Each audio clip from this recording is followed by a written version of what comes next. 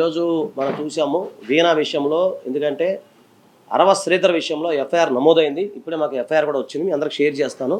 దాని ప్రకారంగా ఏంటంటే చీటింగ్ కేసు నమోదవడం జరిగింది. మిస్క్యారేజ్ ఏదైతే ఉందో అది అది ఆ రెండు మిస్క్యారేజ్ పార్టుగా మోడెస్ట్ ఆఫ్ ఉమెన్ ఇవన్నీ కూడా 7 years దాకా ఇంప్రీజ్మెంట్ ఏదైతే ఉంటాయో అవి. సో దీనికి సంబంధించి మేము చట్టపరంగా ముందుకు వెళ్తా ఉన్నాము. భవిష్యత్తులో ఎలాంటిగా చట్టానికి అనుకూలంగా న్యాయస్థానానికి అనుకూలంగా మేము పోరాటం చేయడానికి మేము సిద్ధంగా ఉన్నాం.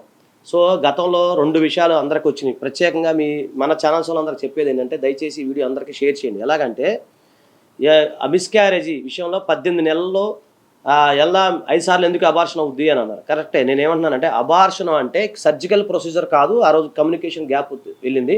సర్జికల్గా కాదు, అంటే కట్ చేసి ఎలా ఉంటుంది కదా, అది కాదు. టాబ్లెట్ రూపంలో ఆయన మిస్క్యారేజ్ చేయడం జరిగింది. దాని ప్రకారమే సెక్షన్ 88 గుర్తుపెట్టుకుని బిఎన్ఎస్ ప్రకారంగా అతనికి ఇప్పుడు ఈరోజు మేము ఎఫ్ఐఆర్ నమోదు చేయించడం జరిగింది. అలాగే మిస్క్యారేజ్ అంటే చాలామంది అంటే అలా ఎలా అవుతుంది అని చెప్పి అంటా ఉన్నారు. సో అది కాదు. సో ఇంకొకటి 25 కోట్ల రూపాయలు మేము డిమాండ్ చేసినది అబద్ధం. అది కాదు. దానికి మేము సిద్ధంగా ఉన్నాము. ఎలాంటి శిక్షగా మేము సిద్ధంగా ఉన్నాము. 29 సెకండ్ల వీడియోలో ఏం తెలుసుద్ది, అవతల పక్క ఎవరున్నారు, యువతల పక్క ఎవరున్నారని ఎట్లా తెలుసుద్ది. సో అవన్నీ లేవు. అంటే ఒకళ్ళు మాట్లాడతారు, ఇంకోళ్ళు రిసీవర్ ఉంటారు. ఎక్కడైనా అంతే కదా, కన్వర్సేషన్ అంటే అదే కాబట్టి.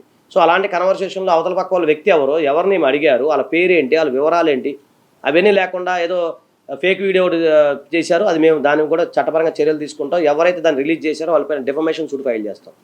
ఇంకోటి యూపీపీఎస్ ఎగ్జామ్ ఒక అతను ఉన్నాడు, మార్పింగ్ చేశాడు, అతని పైన కూడా మేము డిఫమేషన్ సూట్ ఫైల్ చేస్తున్నాం. ఎస్సీ కమిషన్లో కూడా అతని మీద మేము ఫిర్యాదు చేస్తున్నాం. ఆయన పేరు నాగేంద్ర, ఆయన ఒక XYZ నాగేంద్ర. సో అది తర్వాత అదే కాకుండా ఏమైనా సంబంధించిన ఎప్పుడో ఎఫ్ఐఆర్, అది ఎఫ్ఐఆర్ CA కాపీ కాదు, అది సర్టిఫైడ్ కాదు, 8 years ల్యాప్స్ అయిన ఎఫ్ఐఆర్, అది ఏమది కాదు. ఏమో పేరున్న ఎఫ్ఐఆర్ తీసుకొచ్చి అక్కడ చూపించారు. ఇప్పుడు నా పేరు సాయికృష్ణ ఆజాద్ అని చెప్పి ఎవరిదో ఉంటే అది తీసుకొచ్చి చూపిస్తున్నది ఎట్లయితుంది. సో ఇన్ని రకాల ఫేక్ చేసి మమ్మల్ని డిఫేమ్ చేయడానికి ప్రయత్నం చేస్తూ ఉన్నారు. దీని మూలంగా అలాగే నేషనల్ హ్యూమన్ రైట్స్ కమిషన్ వారు చక్కగా మనకి సపోర్ట్ చేయడం జరిగింది. అలాగే మహిళా కమిషన్ వారు కూడా ముందుకు వస్తూ ఉన్నారు. అలాగే హైకోర్టులో కూడా మేము పిటిషన్ ఫైల్ చేశాము. ఇదే కాకుండా ఈరోజు చూశారు కదా ఎఫ్ఐఆర్, ఇవన్నీ మేము సాధించిన విజయం మీ అందరి సహాయ సహకారాలతో. సో ఇంకేదైనా ఉంటే 1-2 ప్రశ్నలు అని అడగండి, అని చెప్తారు. అడుగు బాబు, ఇక్కడ నువ్వు అడుగు ఇందాడ అని అడుగుతున్నావు కదా. చెప్పండి మేడం, వీడియోస్ అంటే బయట పెట్టడానికి, కేసు పెట్టడానికి కారణం ఏంటి? మీ పైన ఎలాంటి బెదిరింపులు జరిగాయి? నా పైన ఎటువంటి బెదిరింపులు జరగలేదండి. నాకు అన్యాయం జరిగింది. నేను అందరినీ అప్రోచ్ అయిన తర్వాతే నేను ఇలా మీడియా ముందుకు వచ్చి వీడియోస్ అన్నీ బయట పెట్టడం జరిగిందండి.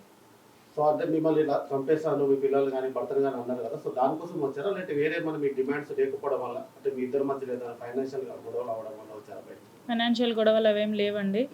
తను ఇన్ని రోజులు నాతో ఒక ఫోర్స్ఫుల్ రిలేషన్షిప్ని మెయింటైన్ చేసి సడన్గా నా ఫ్యామిలీని అంతా డిస్టర్బ్ చేసేసి ఇప్పుడు నేను పెళ్లి చేసుకోను అనేసి అంటే నా ఫ్యామిలీ మొత్తం డిస్టర్బ్ అయింది. నా ఫ్యామిలీ అంతా నాకు దూరం అయిపోయింది. ఇంత మోసం ఎందుకు చేసావు అనేసి అడగడానికి మాత్రమే నేను ఇదంతా చేశానండి. సో మరి ఇప్పుడు ఈ ఫైట్ మీరు చేయగలరా? ఎందుకంటే అక్కడ ఎమ్మెల్యే కాబట్టి చాలా పవర్ ఉంటుంది కాబట్టి, సో మీరు ఎదుర్కోగలరా ఇప్పుడు ఈ కేసుని? According to Indian Constitution, every single woman and man is equal in front of law. Even MLA కావచ్చు, ఎవరైనా కావచ్చు, ఎంత సీనియర్ క్యాడర్ అయినా కావచ్చు, ఎవ్రీవన్ ఈజ్ ఈక్వల్. సో ఆ నమ్మకంతోనే మన ఇండియన్ లా మీద ఒక నమ్మకంతో నేను ముందుకెళ్ళడం జరుగుతుంది. మీరు ఇప్పుడు చేస్తున్న న్యాయ పోరాటానికి కూడా ఖర్చు వైసీపీ వాళ్ళు పెట్టుకుంటున్నారు, మాట్లాడుతున్నారు, దానికి ఏం చెప్తారు మేడం? వాళ్ళు ఎవరో కూడా చెప్తే నేను కూడా వింటానండి. తీసుకురండి, మీ దగ్గర ఎవిడెన్స్ ఉంటే తీసుకురండి.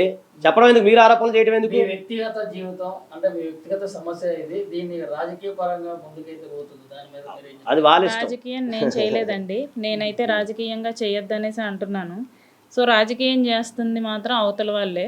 జనసేనని ఇన్వాల్వ్ చేయకండి. ఈవెన్ అతను జనసేన పార్టీ ఎమ్మెల్యే అయినా సరే జనసేనని ఇన్వాల్వ్ చేయకండి, because this is purely personal అని నేను చెప్తున్నా కూడా జనసేన సభ్యులే వచ్చి దాన్ని జనసేన పార్టీ నుంచి ఇన్వాల్వ్ చేస్తున్నారు. సో అటువైపు నుంచి చూపించడం జరుగుతుంది.